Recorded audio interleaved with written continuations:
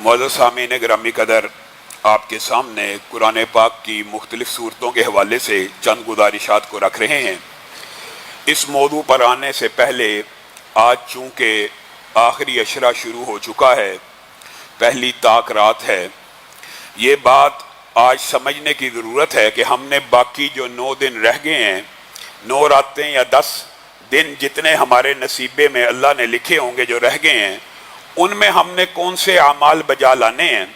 چند اعمال کی طرف آپ کی رہنمائی کرنی ہے، ان میں سے اگر آپ سارے اپنا لیں تو آپ کے اور میرے لیے فائدے کا سودا ہے، اگر ان میں سے بعض اپنا لیں، اپنی استطاعت کے مطابق اپنا لیں، یہ تو ہر بندے کی اپنی طاقت، وسعت اور ہمت ہے۔ پہلی بات تو یہ ہے کہ اعتکاف کرنے والے جو معزز مہمان اللہ کے ہیں، ہم ان کو خوش آمدید بھی کہتے ہیں، اور میں اپنے بھائیوں اور ساتھیوں سے یہ کہوں گا کہ اعتکاف والوں کے لیے دل کو کشادہ رکھیں، ان کی خدمت میں، ان کے احترام میں کسی بھی قسم کی کوئی کمی نہیں آنی چاہیے۔ اور اعتکاف والوں کو میں یہ کہوں گا کہ جب مغرب اور عشاء کی نماز ہو تو اس کے لیے نمازیوں نے صفوں میں آنا ہوتا ہے، تو اپنے بستروں کو اور خیموں کو اس وقت اٹھا دیا کریں تاکہ آسانی سے لوگ نماز پڑھ لیں۔ میرے بھائیو، یہ جو اعتکاف کی عبادت ہے، یہ بھی کوئی چھوٹی عبادت نہیں ہے۔ نبی کریم صلی اللہ علیہ وسلم کی صحیح حدیث موجود ہے کہ اللہ کا قرب تلاش کرنے کے لیے فرائض بہترین ہوتے ہیں اور نوافل جو سنت سے ثابت و بہترین ہوتے ہیں، حتیٰ کہ اللہ کا قرب اختیار ایسا ہو جاتا ہے کہ پھر اللہ تعالیٰ بندے کو ایسا وین، ایسی بصیرت عطا کر دیتا ہے کہ بندہ، اس کے ہاتھ بھی، اس کے کان بھی، اس کی آنکھیں بھی ایسے ہو جاتی ہیں جیسے اللہ کی مدد اور معید اور تائید ہو جاتی ہے۔ اور حدیث کے الفاظ تو اس سے بھی بڑے ہیں کہ گویا ہاتھ بھی اللہ کا ہو جاتا ہے۔ اس سے مراد یہ نہیں ہے معاذ اللہ کہ اللہ کا ہاتھ ہو جاتا ہے، مراد یہ ہے کہ اس کا ویژن اتنا کھل جاتا ہے، اس کا ویژن اتنا براڈ ہو جاتا ہے کہ وہ ہر چیز کو بلیک اینڈ وائٹ کے تناظر میں اس آسانی سے دیکھ لیتا ہے، اس کو سمجھ آ جاتی ہے کون سی چیز اچھی ہے، کون سی چیز بری ہے۔ اور یہ جو اعتکاف کی عبادت ہے، یہ رسول اللہ صلی اللہ علیہ وسلم کو قدرتی بات ہے، اتفاقی بات ہے کہ رسول اللہ صلی اللہ علیہ وسلم کے اوپر جب پہلی وحی نازل ہوئی تو رسول اللہ کہاں پہ تھے؟ غار حرا میں۔ اور رسول اللہ کیا کر رہے تھے؟ یہ جو اعتکاف ہوتا ہے، یہ غور و فکر کا نام ہے اور اللہ کے ساتھ اپنی لائن سیدھی کرنے اور کنیکشن مضبوط کرنے کا نام ہے۔ اسلام میں رہبانیت نہیں ہے، لیکن اسلام میں ان 10 دنوں میں اعتکاف ہے کہ دنیا سے کٹ کر، ہر بندے سے رابطہ منقطع کر کر ایک اللہ سے تار ملائی جائے۔ اور اللہ نے وہ طریقہ بھی بتا دیا کہ ایک سرا قرآن پاک کا میرے ہاتھ میں ہے اور دوسرا سرا تمہارے ہاتھ میں ہے، جو اللہ تک پہنچنا چاہتا ہے اس کنیکشن کو مضبوط کر لے، اللہ تک پہنچ جائے گا۔ اور میرے بھائیو، جو لوگ اعتکاف کر رہے ہیں یہاں پر یا پورے پاکستان میں یا پوری دنیا میں، ان سے یہ گزارش ہے کہ اعتکاف کے اندر جو سب سے معیوب چیز ہے کہ آپ اللہ کے لیے 10 دن کے لیے یہاں پہ آئے ہیں، لیکن آپ ساتھ موبائل بھی لے آئے ہیں اور موبائل کے اوپر بھی بیٹھے ہیں، آپ کے رشتہ داروں کے ساتھ تعلقات بھی موبائل کے اوپر قائم ہو رہے ہیں، کاروباری لوگوں کے ساتھ بھی بات چیت ہو رہی ہے۔ ان 10 دنوں کے اندر خدا را اعتکاف کرنے والے ہوں یا اعتکاف نہ کرنے والے ہوں، ان 10 دنوں کے اندر، میں تو پہلے آپ کو کہہ چکا ہوں کہ رمضان کے اندر ہمارے ائمہ اور علماء کا یہ طرز عمل تھا کہ کاروبار بھی بند کر دیا کرتے تھے کہ یہ مہینہ اللہ کے ساتھ تجارت کا مہینہ ہے، اس مہینے میں نہ کوئی تجارت ہوگی، نہ کوئی دکان کھلے گی۔ دکان کھولنا معیوب نہیں ہے یا تجارت کرنے میں عیب نہیں ہے اگر شرعی تقاضے پورے ہو رہے ہیں، لیکن یہ آخری گنتی کے 9-10 دن رہ گئے ہیں۔ اگر ان میں آپ صرف اللہ کے لیے خالص ہو جائیں گے، اللہ کے ساتھ لائن ملانے کی کوشش کریں گے، تو اللہ رب العزت بھی آگے بڑھ کر آپ کی نیکیوں کو قبول کرے گا۔ اور اس کی مثال اللہ تعالیٰ نے کلام حمید میں خود ارشاد فرما دی ہے، لیلۃ القدر خیر من 1000 شہر۔ اللہ تعالیٰ یہ نہیں چاہتا کہ اس کے بندے جہنم میں جلیں، اللہ تو چاہتا ہے کہ جو موقع میں میسر کروں اس موقع سے بندے فائدہ اٹھا کر جنت کے راہی بن جائیں۔ بتائیے اس سے بڑا کون سا موقع ہو سکتا ہے؟ آج آپ نے ایک کلیہ یاد کرنا ہے۔ بہت سے ساتھی آج بھی سوال کر رہے تھے لیلۃ القدر کی کیا نشانی ہوتی ہے۔ آپ علماء اس حوالے سے بتاتے ہیں، آپ کو جزوی طور پہ بتا دیتا ہوں کہ لیلۃ القدر کے اندر موسم معتدل ہوتا ہے۔ جس قسم کا موسم ہو رہا ہو، اگر نہایت سردیوں میں رمضان ہے تو اس دن شدید سردی نہیں پڑے گی، اگر نہایت گرمیوں میں رمضان ہے اس دن شدید گرمی نہیں پڑے گی۔ یہ نشانیاں حدیث سے ثابت ہیں۔ لیکن میرے بھائیوں ان 9-10 دنوں کے اندر بھی آپ کی عقل پہ کس نے پردہ ڈال دیا کہ آپ نے ایک دن کی تلاش کرنی ہے، آپ نے صرف ایک رات کو عبادت کرنی ہے؟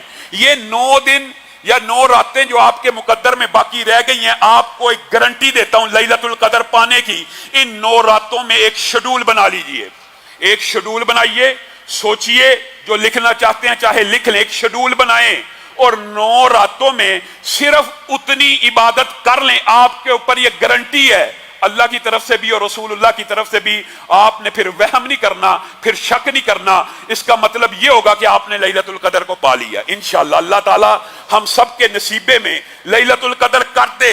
اور یہ لیلۃ القدر اگر آپ اس کے اوپر صرف غور کریں، آج کل راتیں اگر 8.5 گھنٹے کی لگائی جائیں، 9 گھنٹے کی، مختلف اوقات میں مختلف گھنٹے کی راتیں ہوتی ہیں، آج کے حساب سے کہتے ہیں 8، 8.5، 9 گھنٹے کی اگر رات لگا لی جائے تو آپ بتائیے 1000 مہینہ جو اسلامی سالوں کے اعتبار سے 83 سال سے بھی اوپر بنتا ہے، 83 سال سے بھی، اور اگر عیسوی سال لگائے جائیں 81 سال کے قریب بنتا ہے۔ 1 گھنٹہ اگر 8، 8.5، 9 گھنٹے کی رات ہے تو آپ یہ دیکھیں کہ یہ 8.5، 9 گھنٹے 81 برس عیسوی کے برابر ہیں اور 83 برس اسلامی سالوں کے برابر ہیں۔ 8 گھنٹے، 1 گھنٹہ 10 سال سے زیادہ قیمتی ہے، اور میں اور آپ کتنے بے وقوف ہیں وہ گھنٹہ ضائع کر دیں؟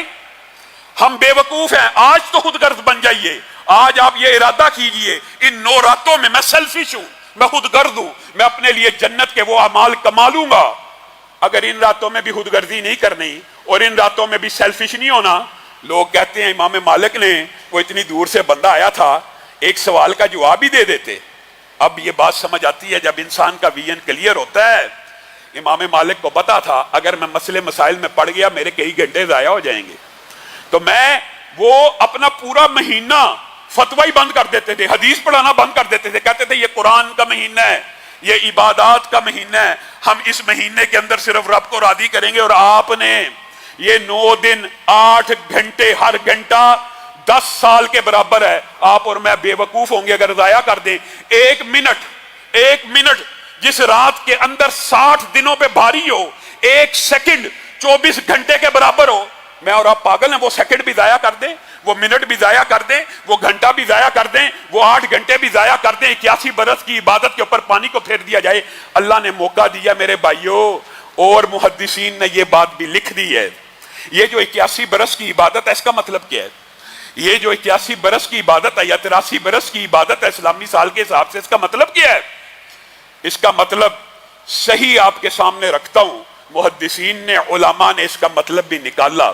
اس کا مطلب یہ، اس رات میں آپ قیام کرتے ہیں اور اللہ کے فضل و کرم سے یہاں پہ قیام ہوا کرے گا، اور قیام کے اندر پہلی 4 تراویحیں بیٹا سہل پڑھائے گا، دوسری 4 قاری امجد صاحب پڑھائیں گے، اور اس کے بعد 2 رکعت کا قیام اللیل قدر طویل ہوگا، 2 صفحے، 2.5 صفحے، 1.5 صفحہ ہمارا بیٹا عبداللہ نذیر پڑھے گا، تاکہ کسی کا کوئی چیز رہ گئی ہے رکعتوں میں سے تو وہ وہاں پہ پوری کرے۔ اور اس کے بعد ملک کے جید قراء قاری امجد صاحب، قاری حمزہ صاحب، قاری وقاص صاحب، حافظ حذیفہ صاحب اور دیگر قراء آپ کو وطروں کے اندر دعا بھی کروایا کریں گے۔ یہ ہر روز کی ایک روٹین ہوگی، علماء بھی آئیں گے، دروس بھی ہوں گے، دعائیں بھی ہوں گی۔ آپ نے ان سب عبادات میں کیسے شرکت کرنی ہے؟ جو علماء نے لکھا وہ یہ ہے، جس نے اس رات کے اندر قیام کر لیا، یعنی امام کے ساتھ 8 رکعت پڑھ کے سلام پھیر دیا، اس کے نامہ اعمال میں یہ نہیں لکھا جائے گا کہ اس نے رمضان کی فلاں رات کو قیام کیا، بلکہ کیا لکھا جائے گا؟ اس بندے نے 83 برس اللہ کے سامنے قیام کیا ہے۔ اب بتائیے، میں اور آپ غافل ہیں، ہم شیڈول کیوں نہیں بنا رہے؟ آج ہی ہمیں شیڈول بنانے کی ضرورت ہے کہ اس رات میں ہم نے کون کون سے اعمال جمع کرنے ہیں۔ ہم صورتوں کے حوالے سے فضائل ذکر کر رہے تھے، ان کی طرف بھی آئیں گے، ذکر کے فضائل بعض جو ہیں آپ کے سامنے رکھنے ہیں، لیکن اس سے قبل آج جو آپ نے بات سمجھنی ہے، آج کے بعد سب سے پہلی بات، یہ بات کے اندر بھی لوگ غفلت کا مظاہرہ کرتے ہیں۔ نماز کا سلام پھرا، سلام پھرتے ہی سنت کو کھڑا کر لیا، سنتے پڑھنی چاہیے، لیکن میرے بھائیوں اتنی بڑی فضیلت کی تسبیح فاطمہ کی جو حدیث ہے، آج کے بعد آپ نے یہ عہد کرنا ہے کہ مغرب کے بعد، عشاء کے بعد، یا جتنے 9 دن باقی ہیں، فجر کے بعد کم از کم ویسے تو ہر نماز میں ہونی چاہیے، لیکن ان نمازوں میں اگر آپ کریں گے تو لکھا یہ جائے گا یہ 81 برس یہی تسبیحات کرتا جا رہا ہے۔ اور وہ تسبیحات کیا ہیں، ان کے اجر و فضائل بھی آپ کو پتہ ہونے چاہیے۔ انشاءاللہ تسبیح حمد کے بارے میں تفصیلی گفتگو بعد میں ہوگی، لیکن صرف ایک حدیث آپ کے سامنے رکھتا ہوں جو نماز فرض کے بعد 33 مرتبہ سبحان اللہ، 33 مرتبہ الحمدللہ، 33 مرتبہ اللہ اکبر کہتا ہے۔ اور اس عدد کی گنتی لا الہ الا اللہ وحدہ لا شریک لہ لہ الملک ولہ الحمد وہو علی کل شیء قدیر، جس کو نہیں آتا وہ آج ہی یاد کرے۔ قراء موجود ہیں، دسیوں قاری حافظات عالمات موجود ہیں، عورتیں بھی یاد کریں۔ یہ تسبیح 33 مرتبہ کرنے کے بعد جو عدد 100 کا لا الہ الا اللہ وحدہ لا شریک لہ لہ الملک ولہ الحمد وہو علی کل شیء قدیر کے ساتھ ملا کے 100 کا عدد پورا کر دیتا ہے۔ کتنی بڑی خوشخبری ہے! کیا نبی کی بات جھوٹی ہو سکتی ہے؟ کیا نبی سے زیادہ سچی بات کسی کی ہو سکتی ہے؟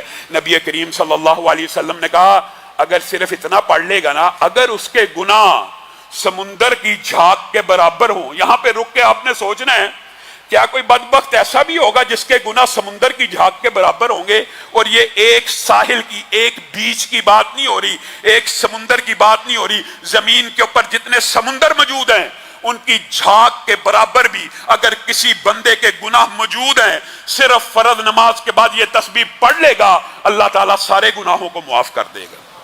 اور اسی پر بس لکھا گیا جائے گا کہ 81 برس یا 83 برس اس بندے نے یہ وظیفہ پڑھا۔ گویا آج آپ نے اپنی اصلاح ایسے طریقے سے کرنی ہے کہ آپ نے ایک چارٹ بنانا ہے۔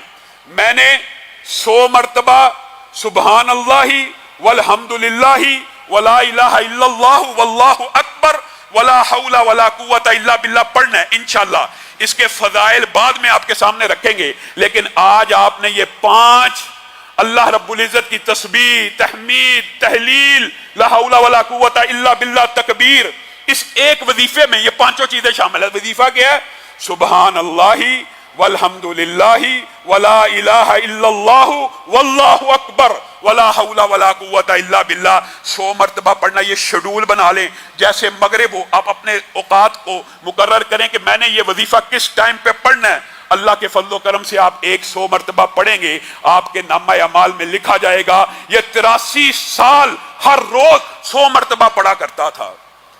اور اس کے بعد آپ نے ایک نہایت اہم وظیفہ اکیلا جو ہے یہ بھی 100 مرتبہ اس کو بھی اپنانا ہے۔ اس کے فضائل بھی آنے والے دروس میں آپ کے سامنے رکھیں گے۔ لا الہ الا اللہ وحدہ لا شریک لہ لہ الملک ولہ الحمد وہو علی کل شیء قدیر، جس کو نہیں یاد آج ہمارے قاریوں سے یہ بندہ یاد کر کے جائے اور یہ 100 مرتبہ آپ نے وظیفہ پڑھنا ہے۔ صرف 100 مرتبہ پڑھنے سے انشاءاللہ آپ کو 100 اسماعیل کے غلام بیٹوں کی آزادی کا ثواب مل جائے گا، اور آپ کے نامہ اعمال میں لکھا جائے گا یہ 83 سال ہر روز یہ 100 مرتبہ پڑھا کرتا تھا۔ اور میرے بھائیو ایک بات وظیفے کے علاوہ بھی کہنا چاہتا ہوں، ہمارے اندر بعض کوتاہیاں موجود ہیں، ان کوتاہیوں کو دور کرنے کی ضرورت ہے۔ نبی کریم صلی اللہ علیہ وسلم نے ارشاد فرمایا، صحیح حدیث ہے، جو بندہ ایک دن میں 12 رکعتیں پڑھتا ہے، کون سی 12؟ فجر کی 2 سنتیں، ظہر کی 4 پہلے کی اور ظہر کے بعد 2، 6 اور 2 8 ہو گئی، مغرب کے بعد 2 10 اور عشاء کے بعد 2 12۔ یہ بندہ جو 12 رکعتیں ایک دن میں پڑھتا ہے، اس کا اجر و ثواب کتنا ہے پتہ ہے؟ نبی کریم صلی اللہ علیہ وسلم نے فرمایا اس کا اجر و ثواب یہ ہے کہ جس وقت 12ویں رکعت یعنی عشاء کے ٹائم آپ کی 12ویں رکعت مکمل ہو جاتی ہے، اسی ٹائم اللہ رب العزت جنت میں اس بندے کے لیے ایک محل بنا دیتے ہیں۔ اور اگر یہ لیلۃ القدر کی رات میں، اور یہ 9 دن ہم نے پڑھنی ہے عشاء کے بعد 2 سنتیں، کسی بندے نے مس نہیں کرنی، کیا لکھا جائے گا؟ آپ اس کی ذرا کیلکولیشن لگائیے، 1000 مہینے میں 1000 مہینے کو 30 سے اگر ضرب دے دیں اوسطن تو 30,000 محلات آپ کے ایک رات میں یہ 2 رکعتیں پڑھنے سے ادا ہو جائیں گے۔ کیوں؟ 12 کا عدد آپ نے جس رات کو پورا کیا آپ کے نامہ اعمال میں لکھ دیا جائے گا کہ یہ بندہ 83 برس سے یہ عبادت کرتا چلا آ رہا ہے۔ 12 رکعتیں آپ نے ہر روز پڑھنی ہیں۔ اور ان 12 رکعتوں کے ساتھ ایک کلیہ اور آپ کو بتاتا ہوں، یہ جو آپ کے سامنے کلیے رکھ رہا ہوں ان میں سے یاد کریں جتنی استطاعت ہے اس کو اپنا لے، اور جس کی استطاعت نہیں ہے وہ توفیق مانگے اللہ ہمیں یہ استطاعت نصیب فرمائے۔ ان 12 رکعتوں کے ساتھ اگر کوئی بندہ اشراق کی 4 رکعتیں پڑھتا ہے، 4، پہلی حدیث آپ نے سنی ہوگی 2 رکعتوں کو پڑھنے سے کیا ثواب ہے، پورے کے پورے حج کا، پورے کے پورے عمرے کا۔ کس بندے کے لیے؟ اعتکاف والوں کے لیے کتنی آسان عبادت ہے۔ فجر پڑھی، ادھر ہی مسجد میں ہی رہنا، اب تو مسجد سے نکلنا ہی نہیں، قدرتی بات ہے اللہ نے موقع دے دیا اعتکاف والوں کو۔ اب وہ جب سورج طلوع ہو جائے 10-12 منٹ کے بعد جب اشراق کا وقت شروع ہو جائے، اس وقت 2 رکعتیں پڑھیں گے، پورے کے پورے حج اور عمرے کا ثواب تو مل گیا۔ اور اگر 4 پڑھ لی، اس کے بارے میں بھی حدیث یہ ہے کہ اس کا جنت میں ایک محل بن جائے گا۔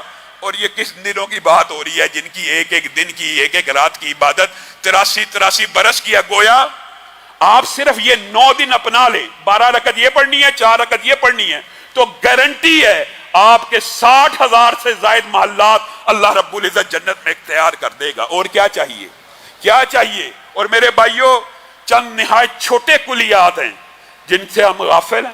عجیب و غریب بات ہے، نبی کریم نے بھی یہ صحابہ کو کہہ دیا کیا ہو گیا تمہیں، کون ایسا ہے، کون عاجز ہے جو رات کو سونے سے پہلے پورا قرآن نہیں پڑھ سکتا یا 1/3 قرآن نہیں پڑھ سکتا؟ صحابہ نے کہا بڑی مشکل بات ہے، آپ کہہ رہے ہیں کون عاجز ہے؟ یعنی نبی کریم کا انداز یہ تھا یہ کیا مشکل ہے؟ صحابہ سوچنے لگے یہ تو بہت مشکل ہے، اور نبی کریم کہہ رہے ہیں یہ کیا مشکل ہے؟ تو نبی کریم صلی اللہ علیہ وسلم نے وہ کلیہ بھی بتلا دیا۔ کہا کوئی بستر پہ جائے اور سونے سے پہلے صرف 1 مرتبہ قل ہو اللہ پڑھ لے، گویا اس نے 1/3 قرآن کی تلاوت کر لی۔ اب آپ یہ بات بتلائیں، اگر 1 مرتبہ پڑھنا 1/3 ہے تو یہ بھی صحیح حدیث سے ثابت ہے کہ 3 مرتبہ پڑھنے کا اجر و ثواب کتنا ہے؟ پورے کے پورے قرآن پاک کے پڑھنے کا۔ اور ان راتوں میں اگر کوئی بندہ 3 مرتبہ صرف پڑھ لیتا ہے، کیا لکھا جائے گا؟ 84 برس ہر روز پورے کے پورے قرآن کی یہ تلاوت کیا کرتا تھا۔ اور میں آپ کو 3 کی بات نہیں کرتا، میں ایک اور حدیث صحیح اس کے ساتھ ملا کے کلیہ بتاتا ہوں۔ آپ نے ان 9 راتوں میں یہ سورت اخلاص کو 3 مرتبہ نہیں پڑھنا، کتنی مرتبہ پڑھنا ہے؟ 10 مرتبہ۔ کتنی مرتبہ؟ 10 مرتبہ۔ ایک تو 10 مرتبہ پڑھنے سے کیا ہوتا ہے، 9 کے عدد پہ جب آپ پہنچیں گے تو 9 کے عدد پہ کیا اجر و ثواب مل گیا؟ 3 قرآن ختم کرنے کا اجر و ثواب تو مل ہی گیا۔ اور اس کے بعد اگر عدد کو 10 کرنے کے لیے 1 مرتبہ قل ہو اللہ کو ساتھ ملا لیں گے، صحیح حدیث کے الفاظ ہیں، صحیح حدیث کے، نبی کریم صلی اللہ علیہ وسلم نے ارشاد فرمایا جو بندہ 1 دن یا 1 رات میں 10 مرتبہ قل ہو اللہ پڑھ لیتا ہے، اللہ رب العزت جنت میں اس کے لیے محل قائم کر دیتے ہیں۔ اب آپ نے خود کیلکولیشن کرنی ہے کہ میں نے 30,000 محل قائم کرنے ہیں، 60,000 کرنے ہیں، یا یہ 10 ملا کے 90,000 محل آپ کے گارنٹی ہے اگر آپ ان 9 راتوں میں یہ عمل کر لیں گے آپ کے اللہ قائم کر دے گا۔ اور پھر اللہ کریم ہے، اور پھر اللہ رحیم ہے۔ جس بندے کے جنت میں باغات لگے ہوں، کھجوروں کے درخت لگے ہوں، پودے لگے ہوں، محلات تیار ہوئے ہوں، تو یہ اللہ کی، محدثین نے لکھا اپنی طرف سے نہیں کہہ رہا، ویسے تو اللہ کی مرضی، اللہ جو چاہے کر دے، لیکن اللہ اتنا کریم ہے، ایک بندے کے لاکھوں محلات جنت میں قائم ہے تو پہلے کیا اسے جہنم میں ڈالے گا؟ نہیں، اللہ تعالیٰ اس کے اوپر رحم کرتے ہوئے، اس کی اس عبادات کو دیکھتے ہوئے، اس کے گناہوں سے صرف نظر کرتے ہوئے اس کو جنت الفردوس میں داخل کر دے گا۔ اور میرے بھائیو، جو میں نے وظیفہ آپ کے سامنے رکھا نا، سبحان اللہ والحمدللہ ولا الہ الا اللہ واللہ اکبر ولا حول ولا قوت الا باللہ، صرف اس کے ایک ٹکڑے کے بارے میں حدیث پتہ کیا ہے؟ انشاءاللہ اس کو ڈیٹیل سے بیان کریں گے۔ سبحان اللہ و بحمدہ، صرف یہ، یعنی صرف سبحان اللہ اور الحمدللہ کہا، یہ تو 5 اکٹھے ہیں۔ حدیث کے الفاظ ہیں 100 مرتبہ جو بندہ یہ پڑھ لیتا ہے اس کے گناہ بھی اگر سمندر کی جھاگ کے برابر ہوں اللہ رب العزت معاف کر دیتا ہے۔ یہ سارے اعمال آپ نے ایک ترتیب بنا کے، شیڈول بنائے، چارٹ بنائے، ہر معتکف، ہر آنے والا مسجد میں، باقی 9 دن رہ گئے، چھوڑ دے ہر کام۔ آپ اور میں گھر کے اندر چارٹ بنائیں، یہ کام ہو چکا ٹک کر دیا، یہ کام ہو چکا ٹک کر دیا۔ اور ایک بات یہ ضرور کہنا چاہتا ہوں، آخری 9 دن ہے میرے بھائیوں، کوئی بندہ اس اجر و ثواب سے محروم نہ رہے کہ وہ 1000 آیتوں کا قیام نہ کرے۔ میرے بھائیوں، جو بندہ 1000 آیتوں کا قیام کرتا ہے، پہلے بھی آپ کے سامنے یہ بات رکھی ہے، اس کے نصیب اور مقدر میں अल्लाह रब्बुल इज्जत एक ऐसा खजाना लिख देते हैं कि जिस खजाने की कीमत जमीनों आसमान के सारे खजाने मिलके नहीं अदा कर सकते। और 1000 आयतों का क़याम आपने कैसे करना है? आप जिनको 29वां और 30वां पारा याद नहीं है, वो हाथ में कुरान पाक ले लें। जो बुजुर्ग हैं खड़े नहीं हो सकते, यहाँ पे तरावी पढ़ ली, 8 रकत पढ़ ली, 6 पढ़ ली, जितना उनका दिल करता है, इमाम के साथ सलाम फेरा, पूरी रात का क़याम तो मिल गया। उसके बाद उनके पास ऑप्शन है कि वो 2 रकत पढ़ें। वितर के अंदर रकात को बढ़ाया जा सकता है, वितर 3 हो सकते हैं, वितर 1 हो सकता है, वितर 5 हो सकते हैं। उसके अंदर 2 रकतों के अंदर जो बुजुर्ग खड़े होकर नहीं पढ़ सकते, कुर्सी के ऊपर बैठे, कुरान पाक अपने पास रखें, कुरान पाक खोल लें, पहली रकत के अंदर 29वां पढ़ लें, दूसरी रकत के अंदर 30वां पढ़ लें। पहली एक रकत में 29वां 30वां पढ़ लें तो 29वें और 30वें पारे की आयात की तादाद 1000 से ज्यादा है। फायदा क्या होगा? सुभान अल्लाह। मैं कहता हूं ये कुलिया आपने मिस नहीं करना। ये अगरचे कुछ मुश्किल होगा, लेकिन इसका अजर सवाब पता कितना? आपके नामे अमाल में ये लिख दिया जाएगा, ये बंदा 84 बरस तक रोजाना 1000 आयत का क़याम किया करता था। और 1000 आयतों का क़याम ये कोई छोटी इबादत नहीं है। खाली 100 आयतें बगैर क़याम के पढ़ने का सवाब ये है कि उस बंदे ने पूरी रात क़याम किया।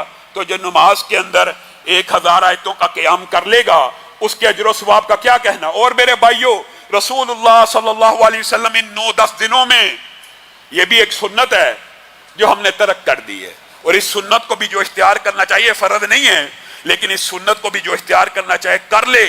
रसूलुल्लाह सल्लल्लाहु अलैहि वसल्लम इन रातों के अंदर नहाने के औकात आपको पता है रसूलुल्लाह के दिन के थे, लेकिन जब ये रातें आती थी तो रसूलुल्लाह मगरिब के बाद नहाया करते थे। क्यों?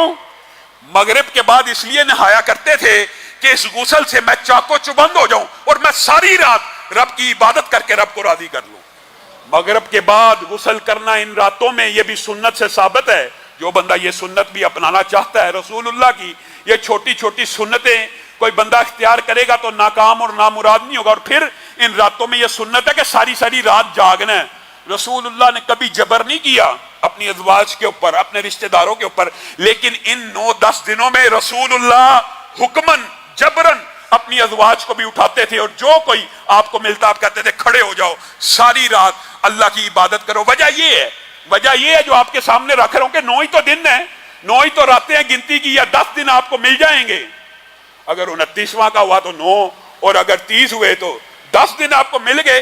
इन 9 और 10 दिनों में अगर आप जाग लेंगे कोई फर्क नहीं पड़ जाएगा।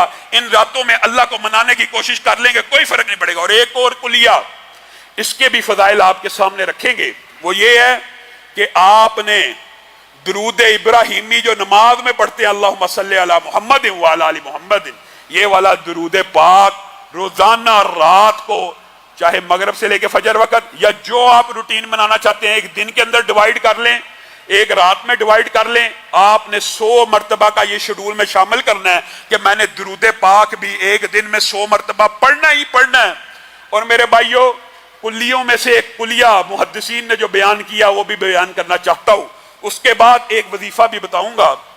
मुहद्दिसीन ने यह बात लिखी है कि ये जो रातें आ रही हैं, इनमें सिर्फ जिक्र, सिर्फ कुरान पाक और सिर्फ क़याम, ये भी अगरचे बेहतरीन इबादत हैं, लेकिन कोशिश ये करनी चाहिए। ये तो एक सेल्फिशनेस और खुदगर्दी का टाइम आ चुका है। अब तो नेकियों को इस तरह बंदे को कवर करना चाहिए कि कोई नेकी हाथ से निकले ना।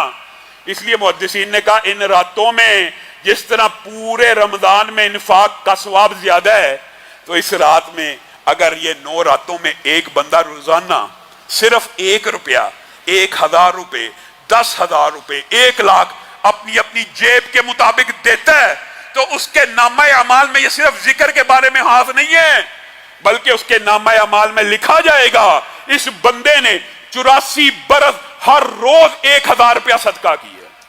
सिर्फ 9 दिन में 9000 रुपया लगना है। और लिखा क्या जाना है?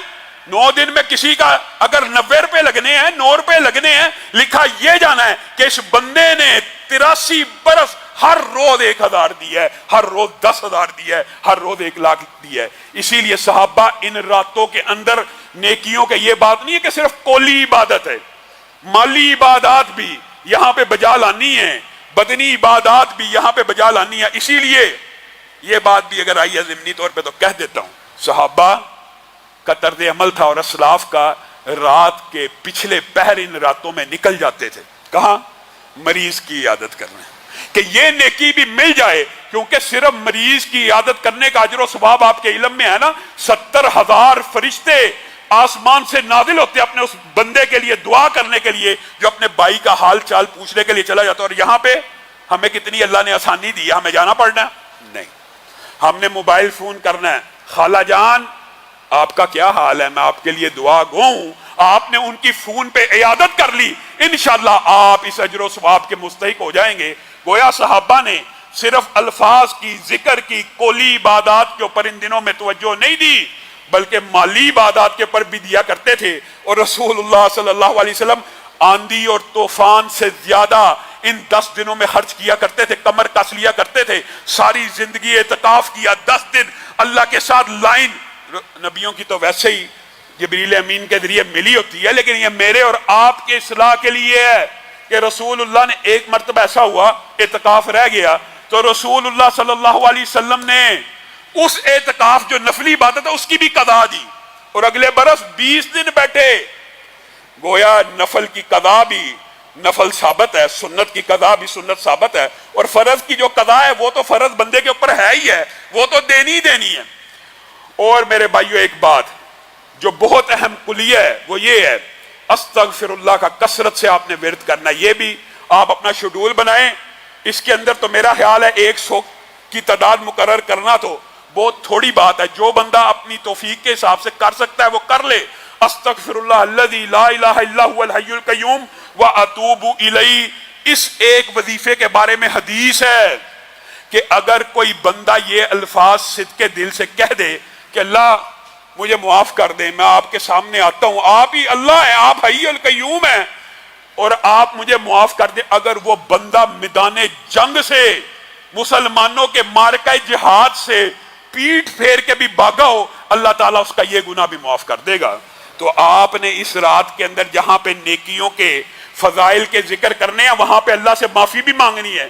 اس کا بھی فائدہ یہی ہے کہ آپ کے نامہ اعمال میں لکھا جائے گا کہ یہ بندہ 83 برس اللہ سے معافی مانگتا رہا۔ جو بندہ 83 برس اللہ سے معافی مانگتا رہے اس کے نامہ اعمال میں یہ لکھا ہوا پایا جائے گا، تو کیا رب اسے معاف نہیں کرے گا؟ اپنی عمر سے بھی زیادہ بڑی اللہ تعالیٰ آپشن دے رہا ہے، اور پھر بھی آپ یہ سمجھتے ہیں کہ اللہ رب العزت معاف کرنے والا نہیں ہے؟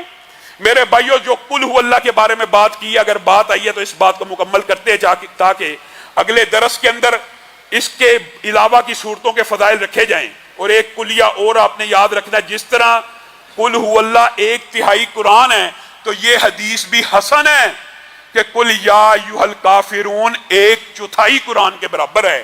یہ آپ نے ہر روز رات کو 12 مرتبہ پڑھنی ہے تاکہ 3 قرآنوں کا اجر و ثواب۔ قل یا ایھا الکافرون 12 مرتبہ پڑھنے میں کیا ٹائم لگ جائے گا؟ 10 دفعہ قل ہو اللہ پڑھنے سے کیا ٹائم لگ جائے گا؟ اور قل ہو اللہ کے معنی کے اوپر بھی غور کرنا ہے اور اس سورت سے محبت کرنی ہے۔ اور یہ میں کیوں کہہ رہا ہوں، مسجد قباء میں ایک صحابی رسول تھے، امام تھے، اور وہ کیا کیا کرتے تھے؟ سورت فاتحہ پڑھی، اس کے بعد قل ہو اللہ پڑھنا شروع کر دیتے تھے۔ قل ہو اللہ پڑھنے کے بعد قرآن پاک کو دیگر مقامات سے پڑھنا شروع کر دیتے تھے۔ اس حدیث سے یہ بات بھی ثابت ہوتی ہے کہ یہ جو ترتیب توقیفی کے اعتبار سے قرآن پاک کو پڑھنا ضروری نہیں ہے، کیونکہ یہ صحابی سب سے پہلے کیا پڑھا کرتے تھے؟ قل ہو اللہ، اور اس کے بعد قرآن کی تلاوت کیا کرتے تھے۔ رسول اللہ کے پاس مقدمہ آ گیا، یہ بندہ ہر رکعت میں قل ہو اللہ پڑھتا ہے، ہر رکعت میں قل ہو اللہ پڑھتا ہے۔ رسول اللہ صلی اللہ علیہ وسلم نے آپ کے نمازیوں کو کہا، اس بندے کے نمازیوں کو، یعنی اس صحابی کے، اگر آپ چاہتے ہیں کہ آپ اس امام کو بدل دیں تو آپ بدل دیں۔ ابھی رسول اللہ کی بارگاہ میں وہ بندہ پیش نہیں ہوا، وہ صحابی، اگر آپ اپنا امام بدلنا چاہتے ہیں تو بدل دیں۔ قباء کے لوگوں نے کہا امام تو بڑا اعلیٰ ہے، نیک اور متقی ہے، امام نہیں بدلنا چاہتے، لیکن یہ جو مسئلہ ہے کہ ہر روز ہر رکعت میں قل ہو اللہ پڑھتا ہے، اس کی کیا وجہ ہے؟ تو رسول اللہ صلی اللہ علیہ وسلم کے پاس مقدمہ جب آ گیا، رسول اللہ نے اس کو طلب کر لیا اور کہا کیا معاملہ ہے، ہر رکعت میں تو قل ہو اللہ پڑھتا ہے؟ کہا مجھے اس سورت سے محبت ہے اور میں یہ سورت اس لیے پڑھتا ہوں کہ اس کے اندر اللہ کا توحید بیان ہوئی ہے، اللہ کی توحید بیان ہوئی ہے, یہ چیزیں بیان ہوئی ہیں کہ اللہ واحد ہے, احد ہے, تفصیلی بات کہ اللہ کی کوئی اولاد نہیں, اللہ کا کوئی والد نہیں ہے, تو میرا جب بھی قرآن کی تلاوت شروع کرنے کو دل کرتا ہے تو میں ابتدا میں یہی پڑھ لیتا ہوں. تو رسول اللہ صلی اللہ علیہ وسلم نے اپنے باقی صحابہ کو مخاطب ہو کے کہا, یہ بندہ جس کو قل هو اللہ سے محبت ہے, اس قل هو اللہ کی محبت کی وجہ سے اللہ نے اس کو جنت میں داخل کر دی. ایک مسئلہ یہ سمجھ آیا کہ قرآن پاک قل هو اللہ سے ابتدا کر کے پیچھے سے پڑھا جا سکتا ہے. یہ جو بات غلط العام کئی چیزیں مشہور ہیں کہ جی ترتیب سے پڑھنا چاہیے, یہ بات بھی درست نہیں ہے. اور دوسری روایت کے الفاظ کیا ہیں, ایک صحابی دوسرے تھے, وہ ہر سورت کے آخر میں قل هو اللہ پڑھا کرتے تھے. کوئی سے بھی قرآن پڑھا, یہ تو شروع میں پڑھا کرتے تھے, اور دوسرے ایک صحابی تھے کہ جہاں سے بھی قرآن پڑھا اختتام قل هو اللہ پہ. رسول اللہ کے پاس یہ مقدمہ بھی آ گیا. رسول اللہ صلی اللہ علیہ وسلم نے پوچھا یہ کام کیوں کرتا ہے؟ کہا اس سورت سے بڑی محبت ہے. رسول اللہ صلی اللہ علیہ وسلم نے کہا اس سورت کی محبت کی وجہ سے اللہ رب العزت آسمانوں پہ تیرے سے محبت کرتا ہے. آپ مجھے ایک بات بتائیں کہ یہ قل هو اللہ پڑھنے میں ٹائم کتنا لگتا ہے؟ یہ ہم بے وقوف ہیں, یہ ہم نے یہ نیکیوں کا موسم بہار ہے, اس لیے آپ کے سامنے یہاں پہ نیکیوں کی گفتگو ہو رہی ہے, لیکن اس کا مطلب یہ نہیں ہے کہ قرآن پاک صرف ثواب اور فضائل حاصل کرنے کے لیے ہے. یہ دستور حیات بھی ہے, یہ معاشرے کے اوپر لاگو کرنے کے لیے بھی ہے, یہ ایک نظام بھی ہے, یہ اقامت دین کی ایک جد و جہد کا بھی نام ہے. یہ ایک الگ باب ہے جس کے حوالے سے کئی مرتبہ آپ کے سامنے یہ بات رکھی ہے کہ حقیقت میں یہ دین غالب ہونے کے لیے آیا ہے. هو الذی ارسل رسولہ بالہدی ودین الحق لیظہرہ.